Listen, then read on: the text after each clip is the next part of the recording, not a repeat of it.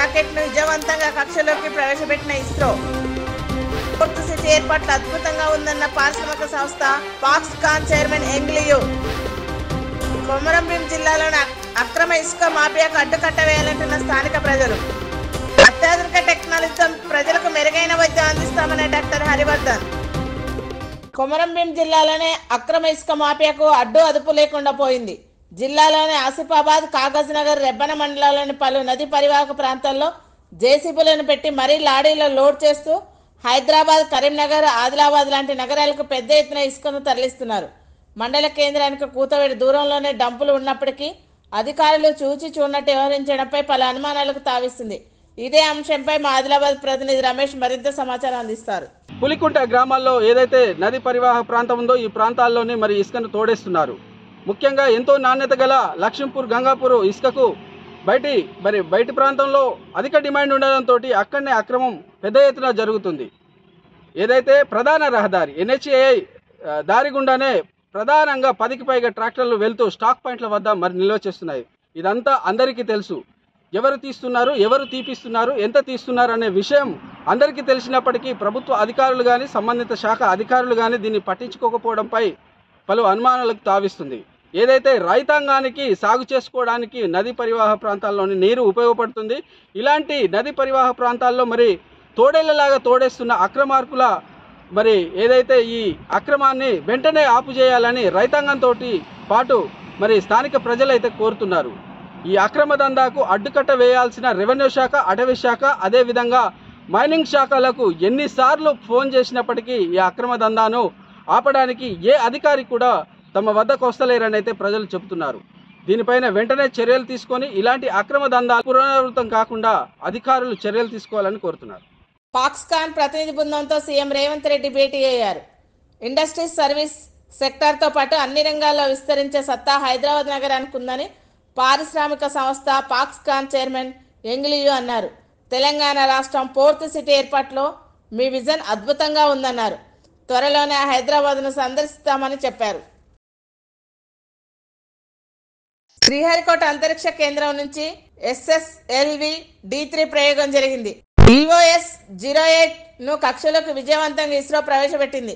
భూ పరిశీలన ప్రధాన టార్గెట్ గా సూర్యుడి నుంచి వచ్చే UV లైట్ పై EOS-08 ఫోకస్ ఉంటుంది.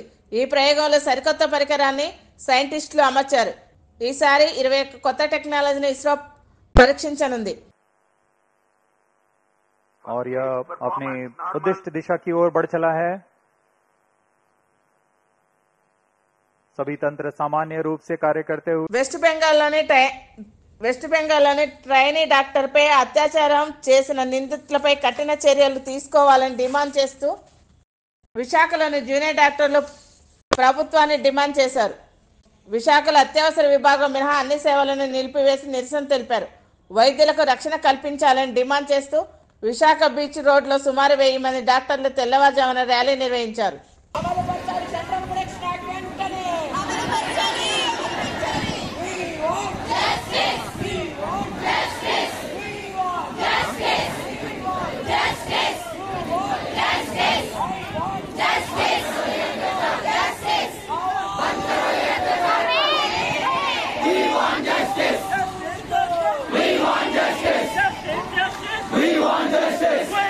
సౌత్ ఇండియాలోనే మొట్టమొదటిసారిగా వెంకటేశ్వర ఫౌండేషన్ ఆధ్వర్యంలో నూతనంగా ఏర్పాటు చేసిన హైపర్బిక్ ఆక్సిజన్ థెరపీ సెంటర్ని రాష్ట్ర రెవెన్యూ శాఖ మంత్రి సత్యప్రసాద్, విశాఖ ఎంపీ భరత్ ప్రారంభించారు.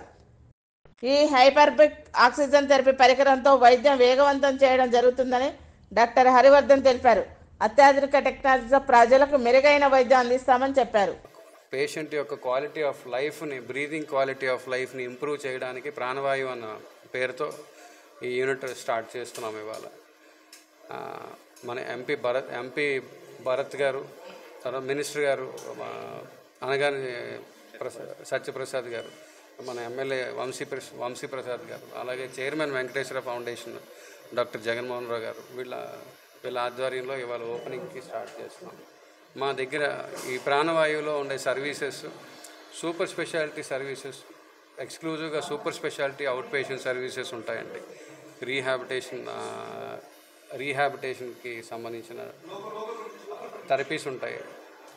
ఈ మిషన్ హైపర్బారిక్ థెరపీ అంటాం, హైపర్బారిక్ థెరపీ అంటాం. ఇది ఉందండి, అది హైడ్రోజన్ థెరపీ ఉంటుంది, హైడ్రోజన్ గ్యాస్ థెరపీ. తర్వాత ఓజోన్ థెరపీ అని ఉంటుందండి. తర్వాత హార్ట్ ఫెయిల్యూర్ క్లినిక్స్ అండ్ సెపరేట్గా హార్ట్ ఫెయిల్యూర్ క్లినిక్స్ రన్ చేస్తున్నాము. And structured cardiac rehabilitation program run చేస్తున్నాము. సో 3 కార్డియాలజిస్టులు ఉంటారు, కార్డియాక్ సర్జన్, హార్ట్ అటాక్ వచ్చిన తర్వాత హార్ట్ సర్జరీ అయిన వాళ్ళు, స్టంట్స్ పెట్టిన వాళ్ళు, ఇబ్బంది పడేవాళ్ళు విజిట్ చేస్తే వాళ్ళకి ఎలా వాళ్ళ క్వాలిటీ ఆఫ్ లైఫ్ని ఎన్హాన్స్ చేస్తాం అన్నది ఇది డిజైన్ చేస్తున్నాం. అండ్ ఇంకా థెరపీస్ ఉన్నాయి. కపుల్ క్లినిక్స్ అని స్టార్ట్ చేస్తున్నాం కొత్తగా. పెళ్ళి అయిన వాళ్ళు, మ్యారేజెస్, ఈ సెక్షువల్ లైఫ్లో ఇబ్బంది పడే వాళ్ళకి, తర్వాత పెద్ద వయసులో ఉన్న వాళ్ళు యూరిన్ లీక్ అవుతూ ఉంటుంది, ఫీమేల్స్ యూరిన్ లీక్ అవుతూ ఉంటుంది, ప్రోస్టేట్కి సంబంధించిన ఇబ్బందులు వస్తూ ఉంటాయి. వీళ్ళందరికీ ఏంటంటే రీహాబ్ చైర్ అని ఉంటుంది, టెస్లా చైర్, ఎంసిలా చైర్ అంటాం. సో అది పెడతాము. అండ్ ఎరెక్టైల్ డిస్ఫంక్షన్ క్లినిక్స్ అని సెపరేట్గా స్టార్ట్ చేస్తున్నాము. సో ఇది కూడా ఈ డిస్ఫంక్షన్, ఎరెక్షన్ ప్రాబ్లమ్స్ ఉన్న వాళ్ళకి కూడా ఇబ్బందులు ఉన్నప్పుడు వాళ్ళకి స్ట్రక్చర్డ్ ప్రోగ్రామ్ ఒకటి ఉంది. సో ఆ ప్రోగ్రామ్ కూడా మా దగ్గర బయట అవైలబుల్ అయ్యే కాస్ట్ కన్నా మా ఫౌండేషన్లో తక్కువ కాస్ట్తో మేము ప్రజలకు అందించడానికి ముందుకు వస్తున్నాం. పీలేరులో బహుజన బిల్డింగ్ వర్కర్స్ అసోసియేషన్ ఆధ్వర్యంలో 78వ స్వాతంత్ర దినోత్సవ వేడుకలు ఘనంగా నిర్వహించారు.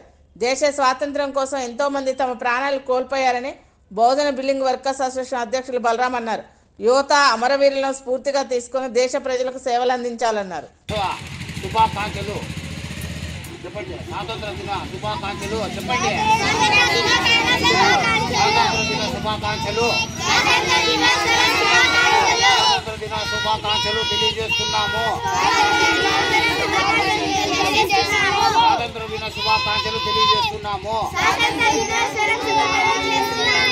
బహుజనుల ఐక్యత, బహుజనుల ఐక్యత వర్ధిల్లాలి, వర్ధిల్లాలి,